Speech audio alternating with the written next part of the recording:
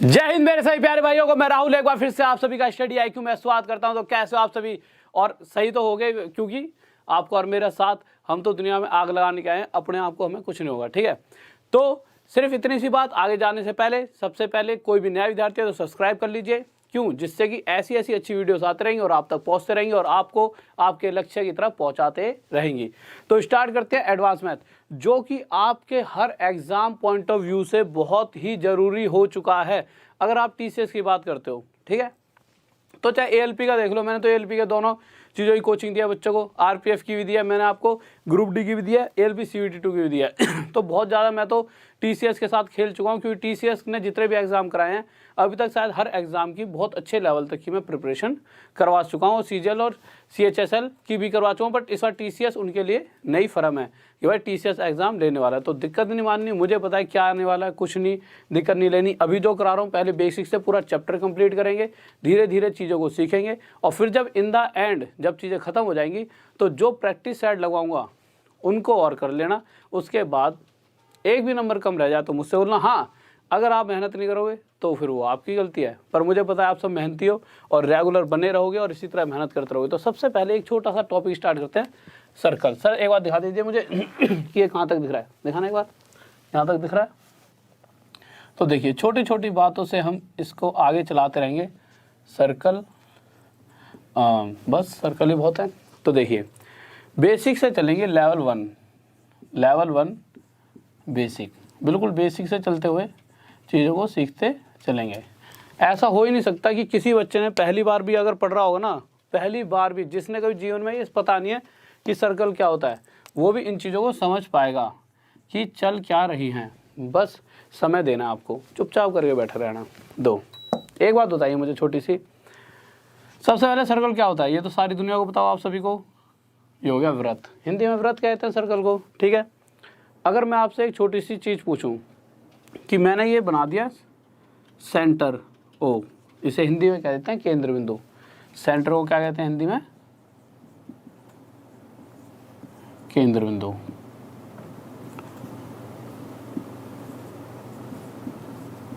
मात्राओं की गलती हो सकती है हिंदी में, उस पर ज़्यादा जोर मत डालना।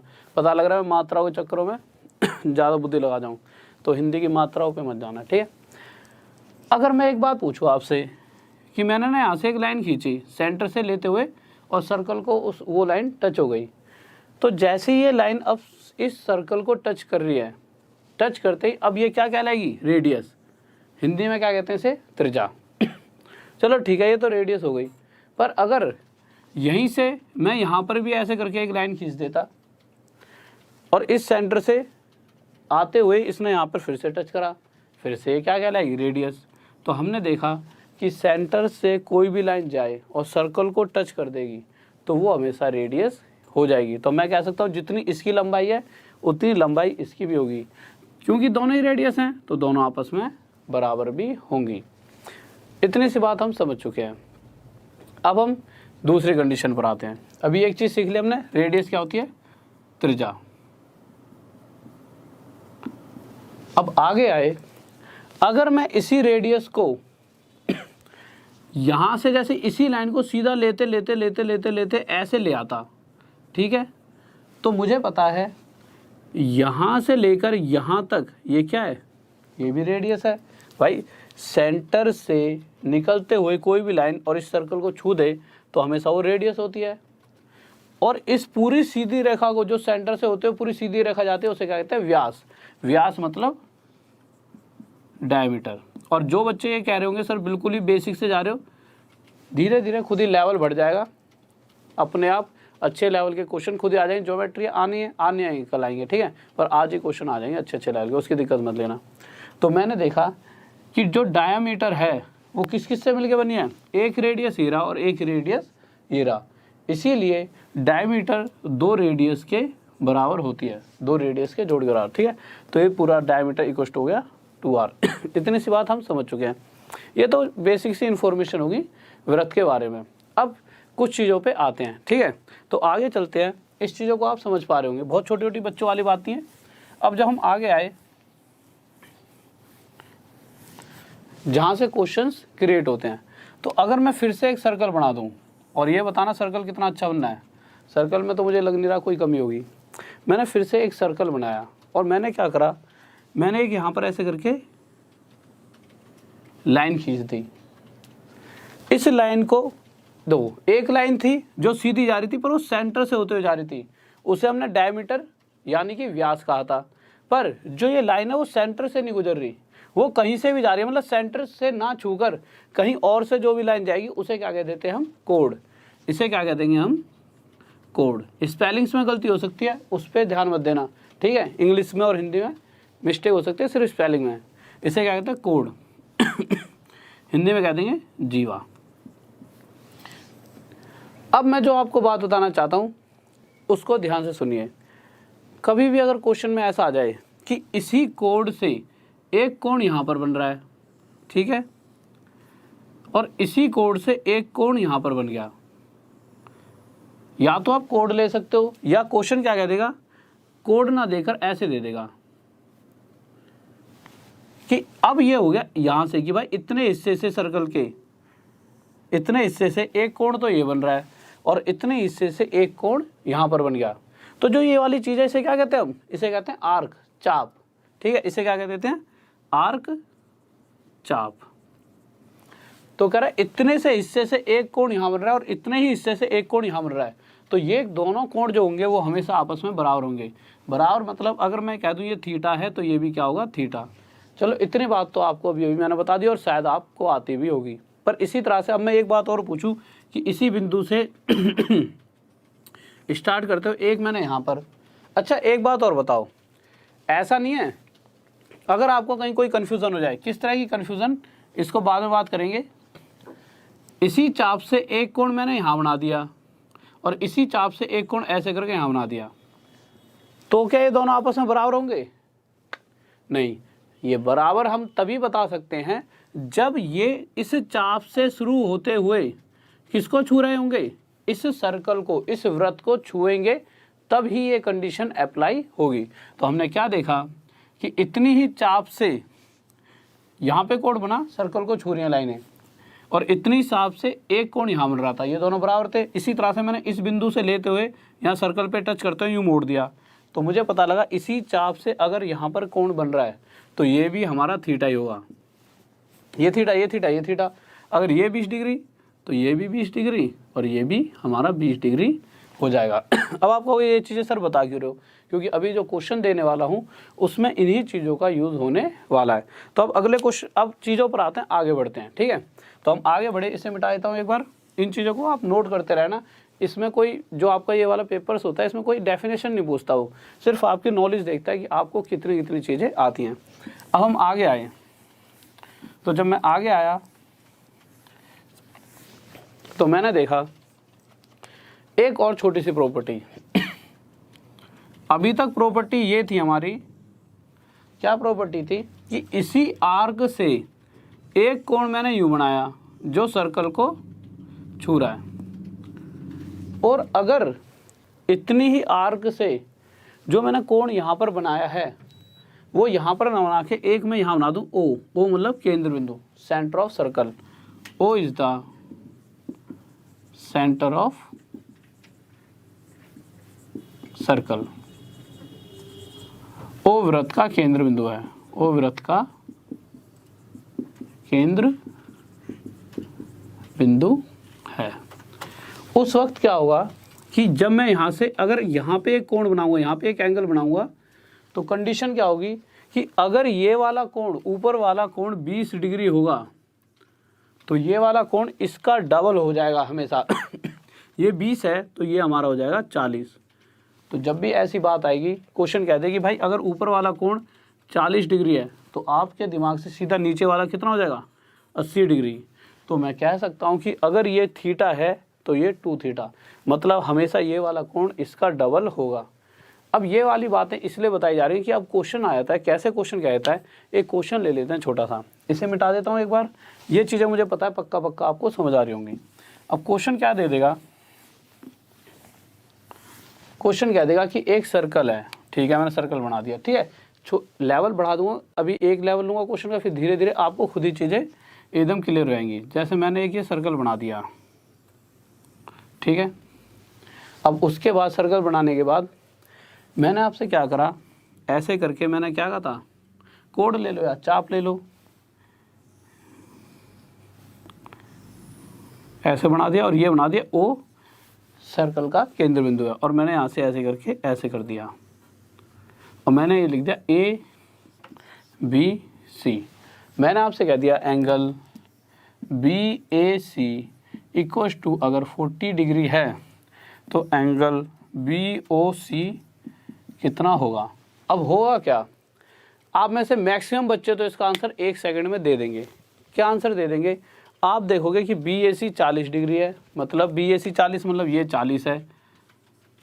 तो पूछा क्या गया है कि बी ओ सी कितना होगा, तो बी ओ सी कितना हो जाएगा, तो 40 है तो 80 हो जाएगा।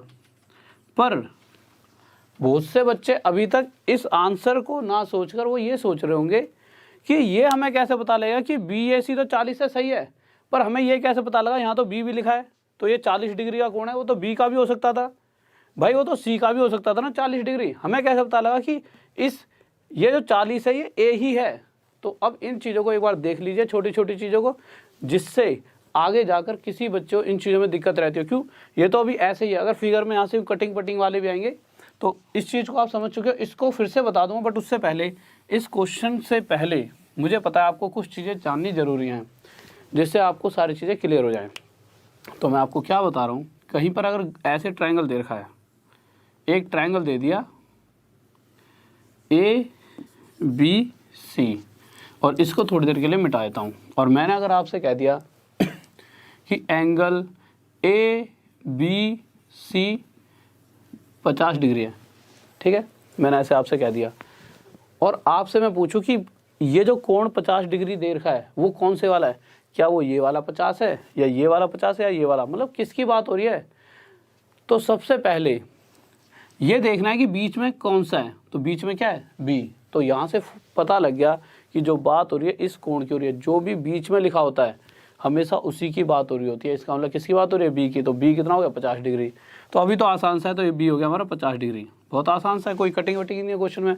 अगर मैं कह दूँ एंगल ए सी बी कितने का है, एक सेकंड रुकिए, ये क्या हो गया,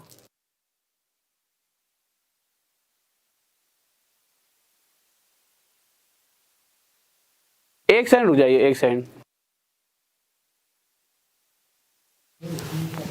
सेकंड देखिए। तो मैंने क्या कहा था, अगर मैं कह दूं ए सी बी हमारा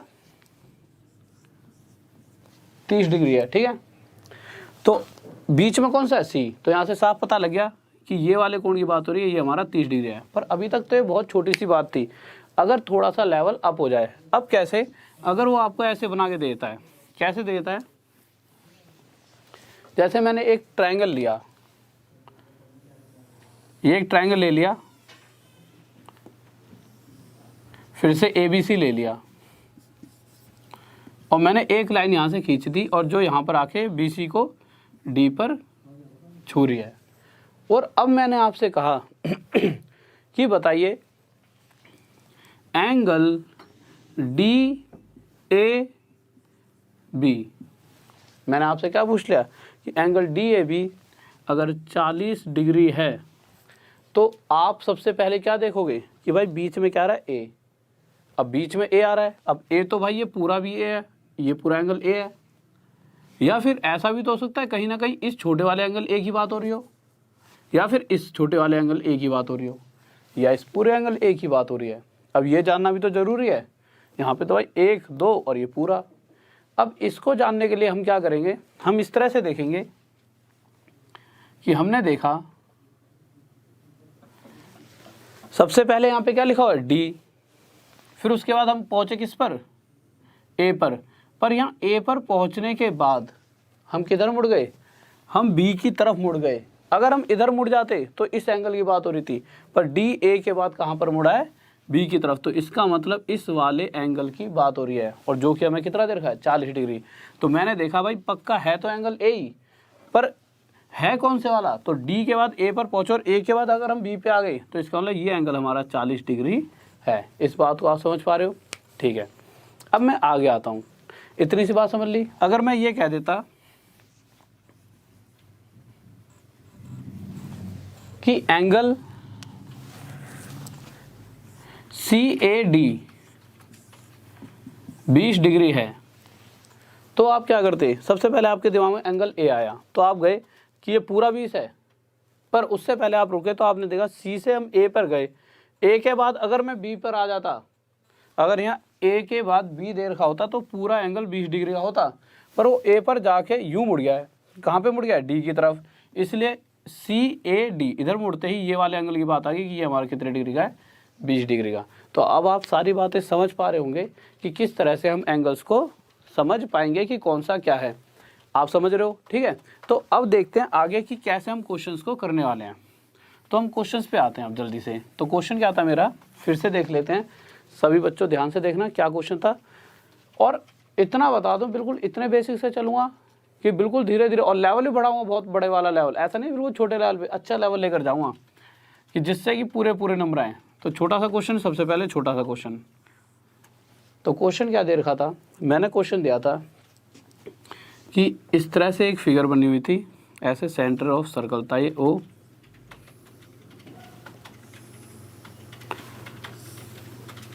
ABC, ठीक है। मैंने क्या कहा था? एंगल BAC 40 डिग्री है। तो आप अब देखते ही मैक्सिमम बच्चा बता पाएगा कि अगर ये 40 डिग्री है तो कौन से वाले एंगल की बात हो रही है। तो आपने देखा बीच में क्या है? एंगल A, और यहाँ पर एंगल A का कोई बंटवारा भी नहीं है, तो इसका मतलब इस पूरे एंगल की बात हो रही है कि ये हमारा 40 डिग्री है। और मैंने पूछा क्या था कि एंगल BOC बताइए, यही तो पूछा था मैंने कि एंगल BOC बताइए। तो एंगल BOC कितना हो जाएगा? तो आपको पता है, सबसे पहले देखो पूछा कौन सा एंगल है, ऐसे थोड़ी अपने हिसाब से निकाल दोगे, कहीं कुछ और पूछ लिया हो। तो आपने देखा O बीच में, और O कहाँ पर है? ये, इसका कोई बंटवारा तो नहीं, इसका मतलब इस पूरे एंगल की बात हो रही है। अगर ये 40 है तो पूरा इसका डबल 80 हो जाएगा, अगर ये 60 होता तो ये पूरा 120 होता। अब तो ये तो हो गया छोटा सा क्वेश्चन। अब इसमें लेवल देखो, अब कर देते हैं। कैसे? अभी तक उसने ऐसे पूछा है, अगर वो ऐसे पूछ लेता क्या कह देता? ध्यान से करेंगे। अगर क्वेश्चन क्या था कि एंगल BAC हमारा 50 डिग्री है, ठीक है, और वो हमसे क्या पूछ लेता है इस बार? एंगल OCB बताइए। तो जल्दी से बताइए क्या एंगल होगा? जल्दी से सभी बच्चों आंसर आना चाहिए कि क्या आंसर होना चाहिए? जल्दी से बताइए भाई। प्लेलिस्ट शायद अब तो ठीक होने लग गई हैं, ठीक है, तो अब देखना प्लेलिस्ट ठीक हो गया बिल्कुल। मेरी अब सारी क्लास दो, और क्लासेस छोड़ो जो अब चल रही है ना, ये वाली मास्टर क्लास जो चल रही है, और ये वाली जो चल रही है एडवांस मैथ की जो आज पहली क्लास है, इन दोनों को लेते रहो। अभी पीछे का मटेरियल छोड़ के इन पे फोकस करो, आपको खुद ही सब चीज़ें बहुत आसान लगने लगेगी। अब आपने क्या करा, बहुत से बच्चों ने क्या यार, बहुत से बच्चों ने 100 डिग्री आंसर अभी तक दे भी दिया हुआ, बहुत ज़्यादा, बट इतनी ज़्यादा जल्दी नहीं करनी। क्यों? सबसे पहले मैंने देखा कि बीचों बीच क्या है? A, तो पक्का पक्का जो सामने वाला एंगल 50 डिग्री है, जो ये 50 डिग्री दे रखा है, वो कौन से वाला एंगल है? वो ये वाला एंगल होगा। तो ये हमारा हो गया 50 डिग्री, ठीक है। अब उसके बाद जब मैं आगे आया तो अभी तक आपने क्या करा हो, बहुत सौ ने ये 50 है तो ये 100 हो गया, और आपने कहा हो सर जी आंसर आ गया 100 डिग्री। और देख लेता हूँ किस किस का आ रहा है, बहुतों का आ रहा है, कुछ बच्चों का 100 आ रहा है, ठीक है, मुझे पता आ जाता है 100 पर पहले देखो हमसे पूछा क्या गया है, बीच में कौन सा एंगल है? C, बीच में C है ना। अब ये C तो नहीं है तो O है, तो इसका मतलब ये तो हमसे पूछा ही नहीं गया, हमसे पूछा क्या गया है? हमसे ये C एंगल पूछा है। अब C तो भाई ये पूरा भी है, अगर इस C की बात की जाए तो ये तो पूरा भी है, और उधर भी है छोटा सा और इधर भी है। अब कौन से वाला C पूछा है? तो मैं इसको जब देखना चाहूँगा तो मैं क्या करूँगा, आपको करना क्या है, आप ये देखोगे शुरुआत कहाँ से हो रही है? शुरुआत हो रही है O से। इसको थोड़ी देर के लिए मिटा देते हैं, ठीक है। इस शुरुआत हो रही है O से फिर O से जाते हुए हम कहाँ तक गए? C पर गए। अगर C से मैं इधर लौट गया A की तरफ तो इस एंगल की बात हो रही है, पर C से वो लौटा है B की तरफ, देखो यहाँ पर, तो इसका मतलब इस वाले एंगल की बात हो रही है कहीं ना कहीं। तो ये वाला एंगल हमसे पूछा गया है, ठीक है। तो अभी तक हम कहाँ पहुँचे थे कि अगर ये 50 है तो ये कितना हो जाए हमारा 100, यहाँ तक हम पहुँच चुके थे। हमें ये वाला एंगल निकालना है। अब इस एंगल पर आने से पहले कुछ चीज़ें समझ लेते हैं, उसके बाद 1 सेकंड में आप इसका आंसर दे पाओगे। चीज़ें क्या समझनी है? सबसे पहले मुझे आप छोटी छोटी बातें बताइए। अगर सेंटर से ये लाइन निकल कर और इस सर्कल को छू रही है तो इसे मैं क्या कहूँगा, तो आप कहोगे इसे रेडियस कहेंगे। सबको पता है यार, शुरुआत में बता दिया है। इसी तरह से सेंटर से निकलकर एक लाइन यहाँ सर्कल को छू रही है सी पर, तो इस लाइन को भी तो रेडियस ही कहेंगे। और मुझे पता है ये भी रेडियस, ये रेडियस तो ये दोनों आपस में क्या हो जाएंगे, बराबर। तो मैंने यहाँ पे लगा दिया बराबर का साइन, पहली बात। अब दूसरी बात आए थे, अगर कहीं पर सर एक बार वो दिखाना, सचिन सर दिखाना, ऊपर तक कहाँ तक दिख रहा है, अच्छा यहाँ तक दिख रहा है, नीचे दिख रहा है ना, ठीक है। अब दूसरी बात पे आते हैं, अगर कहीं पर अगर मैं बात करूँ कोई ट्रायंगल है, ठीक है, ऐसा ट्रायंगल जिसकी ये दोनों भुजाएं आपस में क्या हैं, बराबर। कैसा ट्रायंगल है जिसकी ये दोनों भुजाएं आपस में बराबर हो। पहली बात तो इसे कहते क्या है, तो आप क्या कहोगे, इसे कहते हैं समद्विबाहु त्रिभुज। साथ साथ में लिखते रहना सभी चीजों को, ठीक है। इसे क्या कहते हैं, समद्विबाहु त्रिभुज, आइसोसेलेस ट्रायंगल, इंग्लिश में क्या कहते हैं, आइसोसेलेस ट्रायंगल। इसकी प्रॉपर्टी क्या होती है कि अगर किसी भी त्रिभुज की ये दो भुजाएं बराबर है तो इसके ये दोनों कोण भी आपस में हमेशा बराबर होंगे। ये भी जितना होगा उतना ही ये भी होगा। अगर मैं आपसे एक बात पूछ लूँ छोटी सी, कि इस वाले त्रिभुज का ये वाला कोण 100 डिग्री का है, कितने डिग्री का ले लिया मैंने, 100 डिग्री का। इसको हटाया था, नहीं तो आपको कन्फ्यूज ही करेगा, 100 डिग्री का। और मुझे पता है किसी भी त्रिभुज के तीनों एंगल का जो सम होता है, तीनों कोणों का जो जोड़ होता है वो 180 होता है। अब इस 180 में से बेचारा यही अकेला 100 डिग्री का है, तो बचा कितना, 80 डिग्री। वो 80 डिग्री इन दोनों में क्या बढ़ जाएगा, बराबर बराबर। क्यों बटेगा, कि ये दोनों अगर साइडें बराबर हैं तो ये दोनों कोण भी आपस में बराबर होंगे। तो ये हमारे हिसाब से कितने हो जाएंगे, 40 और 40। तो वही कंडीशन यहाँ पर लगेगी कैसे, ये 50 था तो ये 100 हो गया। अब ये 100 है तो मुझे बताइए इसका इसका और इसका जोड़ 180 है। इस 180 में से 100 का तो यही अकेला, तो बचा कितना, 80। और हमें पता है कि अगर ये दोनों आपस में साइड बराबर हैं तो जो 80 है वो भी इन दोनों में आधा आधा बढ़ जाएगा, ये 40 हो जाएगा और ये भी 40। तो यहाँ से मुझे पता लगा कि OCB मेरा कितने डिग्री आ गया, 40 डिग्री, और ये मेरा क्या हो गया आंसर। चलो ये तो था थोड़ा सा आसान सा क्वेश्चन, इतनी सी बात आप समझ पा रहे होंगे। इस बात में किसी बच्चे को डाउट तो जल्दी बताइए। बहुत बढ़िया भाई, बहुत बढ़िया। और मात्राओं पे इन पे दिक्कत मत लेना, ठीक है। आइसोसेलेस ट्रायंगल मैंने पहले भी कहा है, किसी को अगर खुद ज़्यादा मतलब हिंदी में मात्राएं आती हो तो उसके हिसाब से लिख लेना। बस आप समझ गए ना मैं कौन से वाले, समद्विबाहु त्रिभुज। अब उसमें लिखने में मुझे थोड़ी सी गलती हो रही होगी, तो मात्राओं का प्लीज़ करके अपने आप ध्यान दे देना। अब ये तो यहाँ तक हो गया, अब थोड़ा सा लेवल वो और अप कर देता है। क्या करेगा, इसी क्वेश्चन के साथ फिर से आपके साथ खेलेगा, फिर थोड़ा और अप करके देंगे, धीरे धीरे धीरे धीरे फिर सर्कल से आप खेलोगे। तो हमने देखा, तो अगले पे आए तो फिर से मैंने सर्कल बनाया, तो ये मैंने सर्कल बना दिया, सही बन गया, बहुत बढ़िया, ठीक है। अब मैंने आपसे क्या कहा, ठीक है, चलो फिर से ले लेते हैं। एक लाइन मैंने ऐसे खींची, एक लाइन ऐसे खींच दी, ये मैंने बना दिया ओ क्या मेरा नाम वालों ले लिया, ठीक है। ये ओ क्या है, सेंटर ऑफ सर्कल। अब क्वेश्चन कह रहा है कि अगर इस बार उसने क्या करा, ये ए है, ये बी है और ये सी है। इस बार क्वेश्चन के अंदर दे दिया कि एंगल OCB 50 डिग्री है, तो एंगल BAC बताओ, जल्दी से बताइए क्या क्या होगा। इस बार देखा, अगर OCB 50 डिग्री है तो BAC बताइए, जल्दी से बताइए क्या होगा, जल्दी से बताइए। तो जल्दी से देखिए,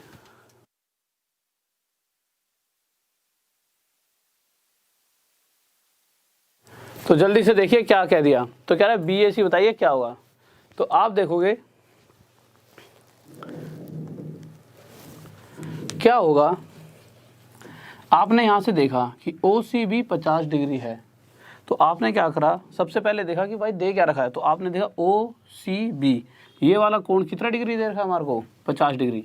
इस बात में तो डाउट नहीं है। सबसे पहले देखा बीच में C लिखा है, इसका मतलब पक्का C की बात है। पर जब O से C पर गए और C से जब इधर लौट गए तो कहीं ना कहीं इस वाले एंगल की बात हो रही है। तो ये हो गया हमारा 50 डिग्री।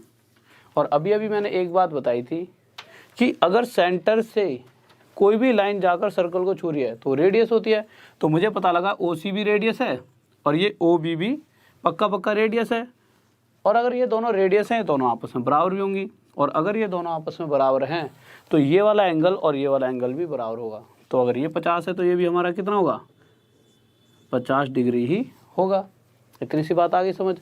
अब मुझे ये भी पता है कि किसी भी अगर त्रिभुज की बात की जाए, किसी भी ट्रायंगल की बात की जाए, तो ट्रायंगल के तीनों एंगल्स का जो जोड़ होता है वो कितना होता है, 180 डिग्री। अगर ये 50 है, ये 50 है, और मुझे पता है कि इन तीनों को 180 है, तो 180 से 50 और 50 100 तो यही हो गए। और 180 बनाने के लिए हमें किसकी जरूरत है अभी, 80 की। तो ये कितने का होगा, 80 डिग्री का। अब ये होता है अगर ये 20 होता है तो ये 40 होता है। इसका मतलब क्या है कि इसका ये डबल होता है, पर अगर ये 80 है तो ये कितना होगा, ये पक्का पक्का हमारा क्या होगा, 40। और हमसे क्या पूछा गया था, ये वाला एंगल बताइए, जो कि हमारा कितना आ गया, 40 डिग्री। और ये हमारा क्या आ गया, आंसर। इस बात में किसी बच्चों डाउट? बहुत बेहतरीन भाई, बहुत बेहतरीन, गजब, सही बच्चे, गजब आंसर दे रहे हैं, सभी इतने होशियार हो, टैलेंटेड, शाबाश, बहुत बढ़िया।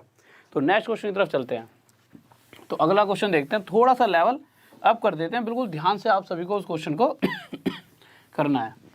तो देखते हैं अगले क्वेश्चन की तरफ। तो अगला क्वेश्चन लिख लेते हैं, बहुत ध्यान से करना है, ठीक है। इंक की बोलो, उनकी, अच्छा कोई नहीं, मिल गई। तो क्वेश्चन देखिए, अगर इस तरह से क्वेश्चन दे रखा होता,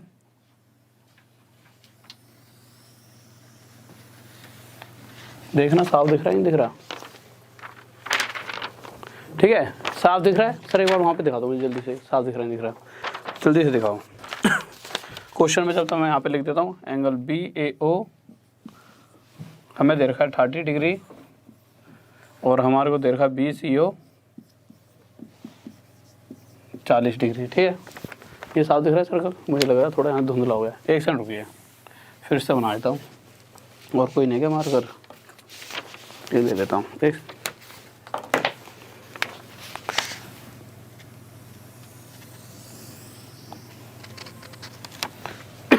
है ना, ठीक है।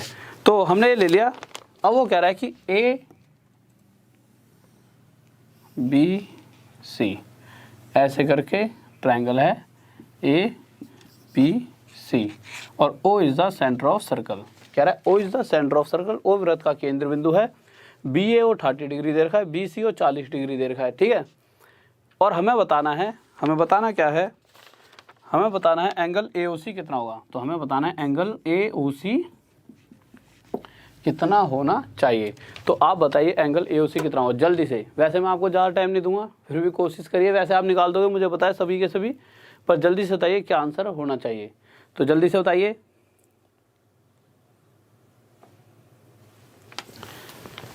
तो देखिए यार तो हम आ गए यहाँ पर। तो मैंने क्या देखा कि सबसे पहले मैंने देखा यार बी ए और 30 डिग्री, तो यहाँ से तो मुझे साफ साफ पता लग गया कि कहीं ना कहीं एंगल ए की बात हो रही है। तो मैं देखा यार एंगल ए तो ये रहा, पर उसने ना बी ए सी तो कहीं पे लिखा ही नहीं है। अब उसने यहाँ तक की बात नहीं करी, उसने इसी को यहाँ से मोड़ दिया है, यहाँ पर आके ये ऐसे चले गए। तो उसने इस वाले एंगल की बात करी हमसे, किस वाले की, बी ए ओ की। और बी ए ओ हमारा कितना दे रखा है, 30 डिग्री। तो मैंने यहाँ पे लिख दिया भाई बी ए ओ 30 डिग्री है, ठीक है। अब मुझे एक छोटी सी बात बताओ, अगर मैं इस लाइन को इससे जोड़ देता हूँ ऐसे करके, तो अभी अभी तक हम क्या सीखते आ रहे हैं कि किसी भी त्रिभुज, यहाँ पे इस O is the centre circle, यहाँ लिख देता हूँ, ये जगह घेर रहा है यार, O is the centre of circle, इसको लिख देते हैं ओ वृत्त का केंद्र बिंदु है। यहाँ पे इसका थोड़ी बहुत फिगर आ गई ना यार।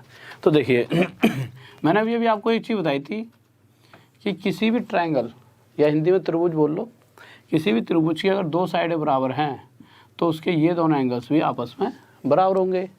तो कहने का मतलब क्या है कि अगर मैं इस वाले ट्रायंगल को देखूँ ए ओ बी अगर इस वाले त्रिभुज को मैं देखता हूँ तो मुझे पता है कि ओ से लेकर ए, भाई कोई भी अगर सेंटर से लाइन जा रही है, हर बार बता रहा हूँ, और सर्कल को छू रही है तो रेडियस है, इसी तरह से ओ ए रेडियस हो गया। और अगर सेंटर से जा रही है और सर्कल को छू रही है तो ये भी रेडियस। और अगर ये दोनों आपस में बराबर हैं तो ये 30 डिग्री का है, तो ये भी 30 डिग्री का होगा। अब आप कहोगे सर हम इन्हें निकाल क्यों रहे हैं, हमारे दिमाग में कहाँ से आएगा, हमें ये निकालना पड़ेगा। तो सबसे पहले आपके दिमाग में ये यहाँ से आएगा। आप ये देख लो पूछा गया है, तो जब आप देखोगे हमसे पूछा क्या गया है, तो हमसे पूछा क्या गया है, हमसे ये पूछा AOC, AOC ही तो पूछा है।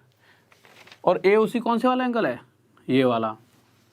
और मुझे अभी तक हमने जो चीज़ें सीखी, हमने क्या सीखा है, हमने ये सीखा है, सर नीचे दिख रहा है, देखना एक बार यहाँ तक।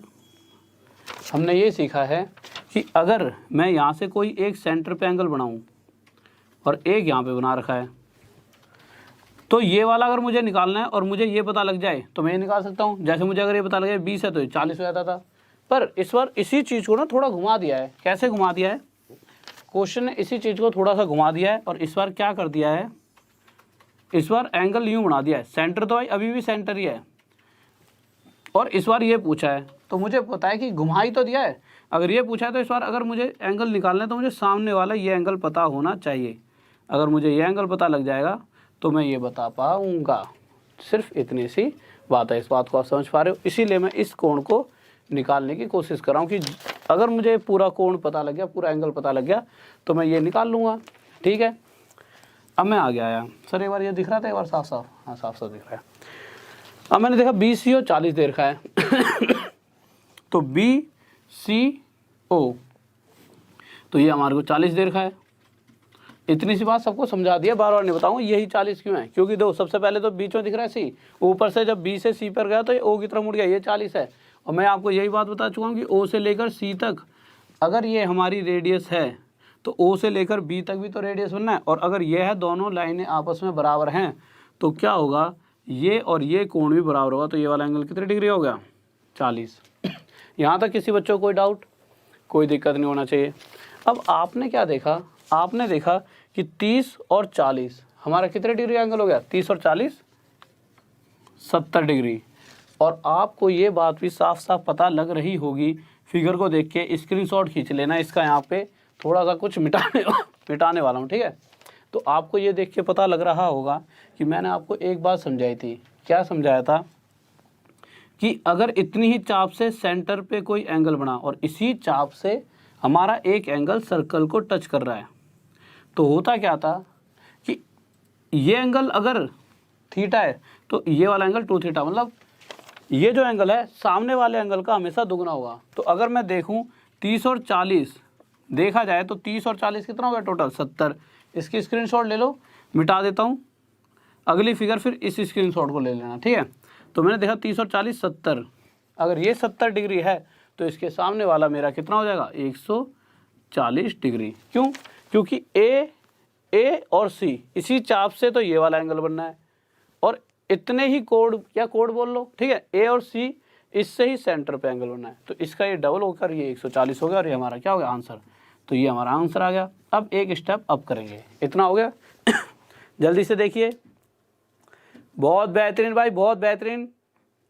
हाँ भाई, कॉपी में तो नोट करना ही करना। दो, अगर आप चाहते हो कि नंबर 1 बनना सबसे, तो कॉपी में तो नोट करना ही पड़ेगा, क्योंकि हर चीज़ों को स्टेप बाय स्टेप ऐसा बना दूंगा कि आगे जाकर ये कह दोगे कि यार कुछ आता हो ना आता हो, एडवांस मैथ बहुत अच्छी आती है हमें। दूसरों बच्चों को पढ़ा पाओगे खुद ही, आगे जो आपका सिलेक्शन भी होगा साथ में पढ़ा भी लोगे। बस यह है कि रेगुलरिटी, एक क्लास में मिस तो मेरी हर क्लास से अगली क्लास डिपेंड होगी, कि जो आज पढ़ाऊँगा अगला दिन उस पर डिपेंड करेगा। ठीक है, तो क्वेश्चन पर आते हैं अगले, बहुत ही प्यारा सा क्वेश्चन लेंगे। तो अगले क्वेश्चन को देखते हैं, इसे मिटा देते हैं। तो अगले क्वेश्चन की तरफ आए। अच्छा देखिए, उस क्वेश्चन पे आने से पहले एक चीज़ बता दीजिए, 2-3 छोटी छोटी चीज़ें सिखा देता हूँ, जिससे कि जब आप उस क्वेश्चन को करो और मैं समझाऊँ तो आपको चीज़ें समझ भी तो आनी चाहिए।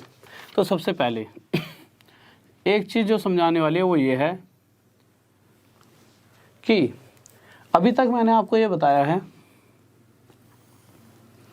अगर ये सेंटर पे है, ठीक है, और ऐसे करके बना दिया, तो इसके सामने वाला इसका आधा होता है। इतनी सी बात तो मैंने बताई है। ठीक है, पर अब एक बात बताओ, मैंने ये भी तो बताया था आपको, हमेशा ध्यान रखना इस बात में बच्चों कन्फ्यूज़न हो जाती है। किस बात को इसलिए बता रहा हूँ, इसकी वैसे भी ज़रूरत नहीं है, पर हल्की सी कन्फ्यूज़न आती है। क्या होती है बच्चा सोचता है सर ने बताया था यहाँ से लेकर यहाँ तक इस आर्क से यहाँ पे जो कोण बन रहा है, और इसी तरह से इतनी आर्क से अगर मैं एक एंगल यहाँ बना दूँ, तो हमने शुरुआत में क्या सीखा था, ये दोनों आपस में बराबर होंगे, मतलब ये थीटा है तो ये थीटा। एक लाइन लगा देता हूँ जिससे आप समझ पाओगे कि मैं कहाँ तक की बात कर रहा हूँ। अगर इसी तरह से इसको मैं यहाँ से लेके यहाँ टच कर देता हूँ, तो यहाँ पे जो एंगल बनेगा वो भी थीटा होगा। पर क्या इसी लाइन से अगर मैं नीचे की तरफ कोई एंगल बना दूंगा, अभी तक तो इस लाइन से ऊपर की बात चल रही थी, अगर नीचे वाले हिस्से पे बना दूंगा कोण, तो क्या ये दोनों बराबर होंगे? ये कभी भी बराबर नहीं होंगे। अच्छा, अगर बराबर नहीं होंगे, अगर मैं कह दूं कि ये 40 डिग्री है, तो ये होना कितना चाहिए? तो एक बार अगर मैं ये सारी लाइनें मिटा देता हूं, तो अभी अभी एक चीज़ मैं आपको बताने वाला था, बताई नहीं थी, बता देता हूं। क्या कि अगर कोई भी वृत्त होता है, कोई भी सर्कल होता है, और उसके अंदर कोई क्वाड्रिलेटरल मतलब जिसकी 4 भुजाएं होती है, चतुर्भुज बन रहा हो, और जैसे ये चतुर्भुज बनेगा इसे कह देंगे साइक्लिक क्वाड्रिलेटरल। ऐसा नहीं है इसकी चारों भुजाएं बराबर हैं, कैसी भी हो सकती हैं। तो इसका क्या रूल होता है कि किसी भी साइक्लिक क्वाड्रिलेटरल, ठीक है, जो होता है इस क्वाड्रिलेटरल के ये सामने वाले एंगल्स का जो सम होता है, जो जोड़ होता है, वो हमेशा 180 डिग्री होता है। तो मैं क्या कह सकता हूँ कि अगर ये एंगल 1 है और ये एंगल कितना है 2, तो इन दोनों का सम जो जोड़ होगा एंगल 1 प्लस एंगल 2 हमारा कितना आ जाएगा? 180 डिग्री। इस बात को आप समझ पा रहे हो, ठीक है। इसी तरह से इन दोनों का जोड़ भी 180 डिग्री होगा।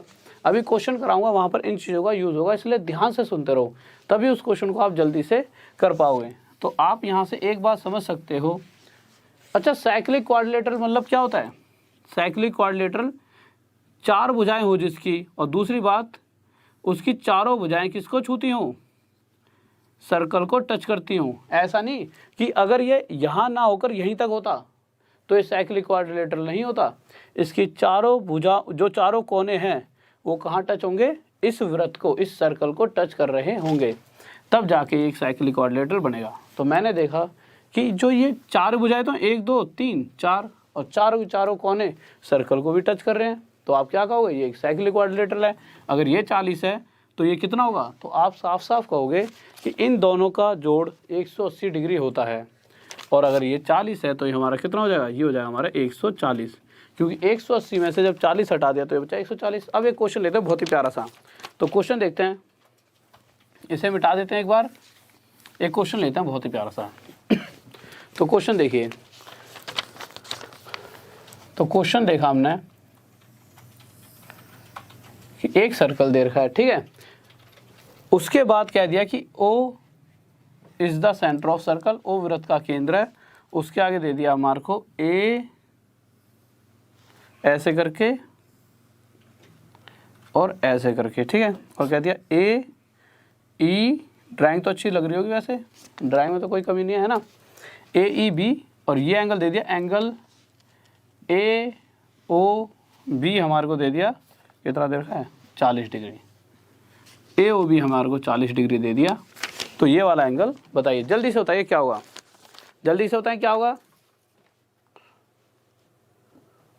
जल्दी से बताइए। ये अगर 40 है तो ये कितना होगा? जल्दी से बताइए, टाइम।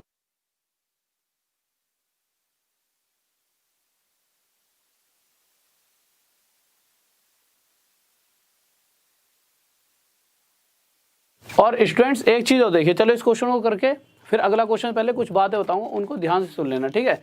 पास होने के लिए कुछ चीज़ें ज़रूरी हैं, वो चीज़ें बता दूंगा, तभी आप पास हो पाओगे, नहीं तो आप बाद में पछताओगे, ठीक है। उन चीज़ों को सुन लेना जो आपको बहुत ज़्यादा ज़रूरी हैं इसी तरह से चलने के लिए। और वैसे मैं देख रहा हूँ सभी बच्चे बहुत मेहनत कर रहे हैं, ठीक है। अब आप देखिए मैंने क्या पूछा है, एंगल, अच्छा ये तो पूछा ही नहीं आपसे, कौन सा पूछा? एंगल AEB पूछा भाई मैंने, एंगल AEB बताना है, जल्दी मैंने पूछा ही नहीं। तो जल्दी से बताइए एंगल AEB कितना होगा? तो अब होगा क्या कि अभी तक मैक्सिमम बच्चों ने AEB 140 डिग्री आंसर निकाल दिया होगा। क्या दे दिया होगा? 140 डिग्री, और ऑप्शन A ही हमारा 140 डिग्री होगा। और यहाँ हम क्या हो जाएंगे? गलत। देखो मैं देख भी रहा हूँ बहुत सारे बच्चों का 140 डिग्री आंसर आ रहा है, इसीलिए मैंने ये क्वेश्चन दिया है कि हम अक्सर यहाँ पर ये गलती कर देते हैं। अब आपने गलती क्या करी है? आपने क्या करा? इन दोनों का जोड़ 180 बना दिया है, और मैंने क्या कहा था इन दोनों का जोड़ 180 डिग्री कब होगा? जब ये एक साइक्लिक क्वाड्रिलेटरल होगा, ठीक है। साइक्लिक क्वाड्रिलेटरल का मतलब है 1 2 3 और ये जो चौथा कोना है वो भी यहाँ पर टच होना चाहिए था, तब जाके इस जो ऊपर वाला एंगल होता है और इस वाले एंगल का सम 180 डिग्री होता। तो यहाँ तो आप छोटी सी चूक कर गए। पर मैं अब इसका अगर आंसर निकालना चाहूँ तो अब निकालूँ कैसे निकालूँगा? मुझे पता है यहाँ से और यहाँ तक भाई इतने हिस्से से एक एंगल सेंटर में बनना है केंद्र पर, और एक एंगल मैंने सर्कल को छूते हुए बना दिया। ये मेरी मेहनत हुई। अब मुझे पता है अगर ये 40 है, यही तो चीज़ सीखे मैंने कि भाई इतने हिस्से से अगर सेंटर पर कोई एंगल बनना है और वो 40 है तो सामने वाला इसका आधा कितना हो जाएगा? 20। इतनी सी बात आ गई। हमसे ये वाला पूछा हुआ है, तो अगर मैं इसको यहाँ से यूँ मिटा दूँ तो आपको फिर से क्या पता रहेगा कि ये हमारा एक साइक्लिक क्वाड्रिलेटरल बन चुका है। और यहाँ से आप क्या देखोगे कि अगर ये 20 है, अब आंसर आ जाएगा। तो इन दोनों का जोड़ 180 होगा। चारों कोने हैं ना इसके ऊपर, 1 2 3 4, तो ये 20 डिग्री है। तो इन दोनों का जोड़ अगर 180 डिग्री है तो ये 20 है तो कितना होगा? तो आप छूटते कहोगे कि ये सर 160 डिग्री होगा। और ये हमारा क्या है आंसर। इस बात में किसी बच्चों को डाउट? जल्दी से बताइए। बहुत बेहतरीन भाई, बहुत बढ़िया, आप तो सभी का आंसर आ रहा है, गजब। इसी तरह से लगे रहो। और एक लास्ट क्वेश्चन, पर उससे पहले, वो बहुत ही तगड़ा क्वेश्चन है लेवल का, उससे पहले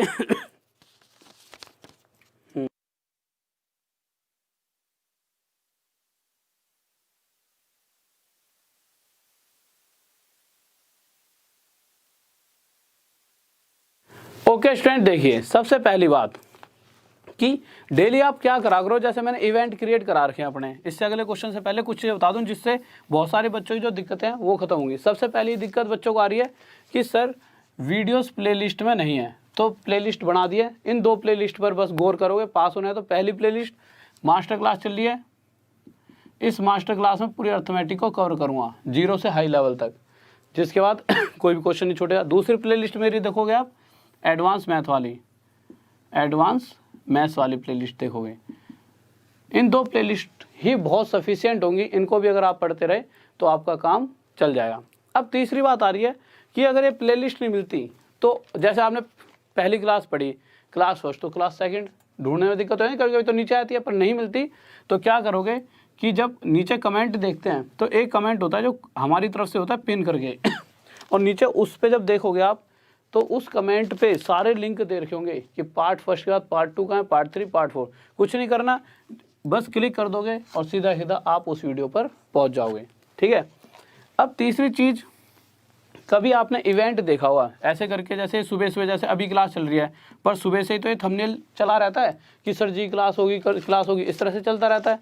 तो यहाँ पर ऐसे लिखा होता है सेट रिमाइंडर, ऐसे लिखा होता है।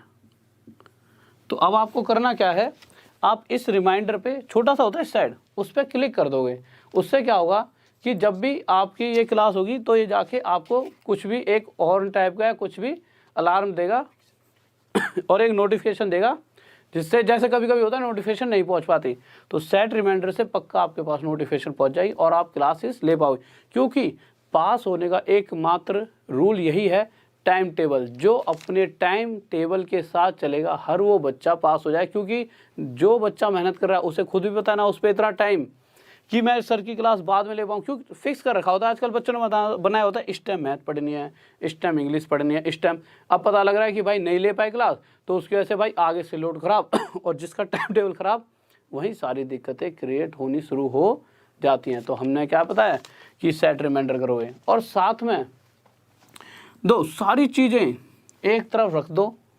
अभी मैथ कर लो, चीज़ें और भी कराऊंगा, मैथ एडवांस मैथ दोनों कराने के लिए, इसलिए मैं चीज़ों को और नहीं करा रहा, क्योंकि मैं चाहता हूँ इन्हीं चीज़ों के लिए इतना नेट बचा लिया करो।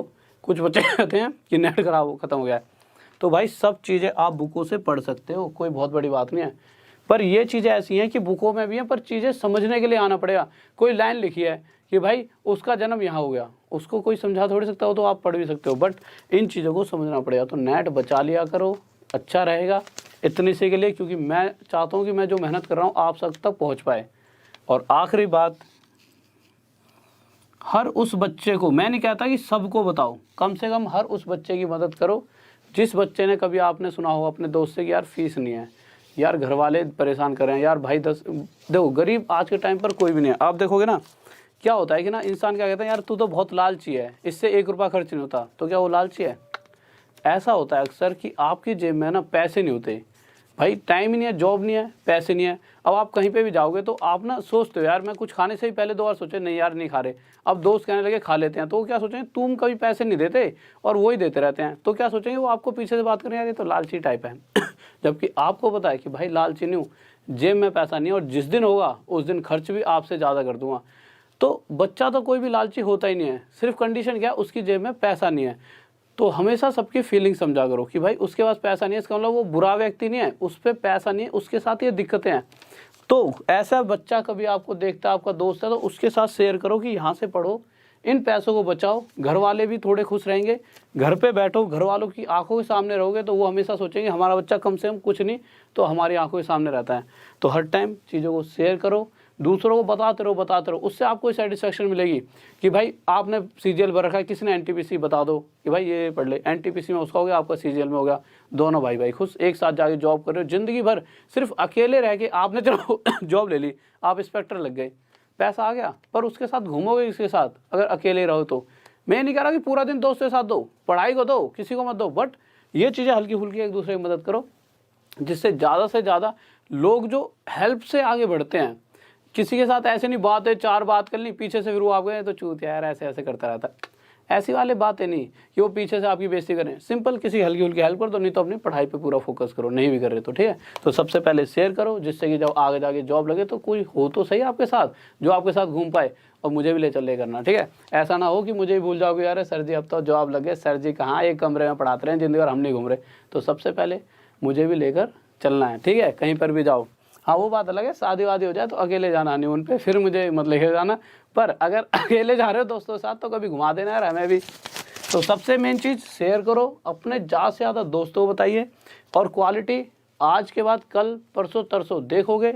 मैं बता रहा हूँ हर वो बच्चा जो ये सोचता है ना यार एडवांस मैथ कहाँ से पढ़ूँ, मुझसे पढ़ ले, इसका कोई घमंड नहीं है, इसका मुझे यकीन है भाई, बहुत बार पढ़ा चुका हूँ ना, तो इतना यकीन हो जाता है।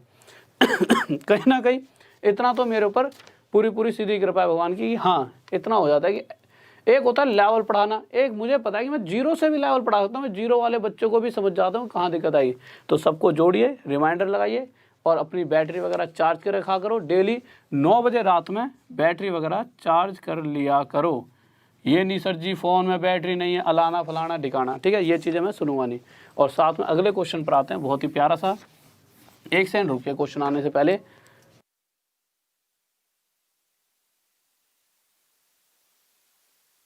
तो अगला क्वेश्चन कल ही करवाते हैं यार। तो देखिए स्टूडेंट, अगला क्वेश्चन कल ही करेंगे ठीक है, कोई दिक्कत तो नहीं है, कल करते हैं अगला क्वेश्चन ठीक है। बस शेयर करते रहा करो और सब्सक्राइब करके फ़ायदा उठाइए ज़्यादा से ज़्यादा चीज़ों का। और इसी लेवल पर एक अगला क्वेश्चन कल आएगा, या फिर रुक जाओ कराई देता हूँ, 1 सेकंड रुको, कराई दूँ, 1 सेकंड रुको कराई देता हूँ। तो जल्दी से देखिए कर ही लेते हैं